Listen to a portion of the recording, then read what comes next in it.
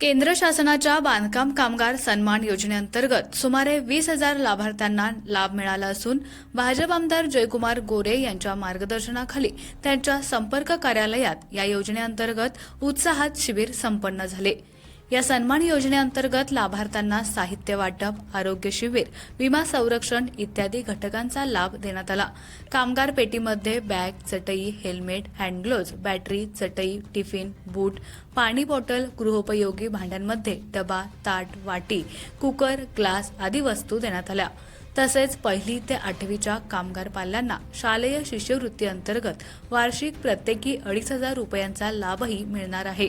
त्याचबरोबर आरोग्य शिबिरामध्ये CBC, malarial parasite, ESR, VDRL, HIV, HBAS, AG, HCV, thyroid, CEA इत्यादी प्रकारच्या लाभार्थ्यांच्या चाचण्या करण्यात आल्या।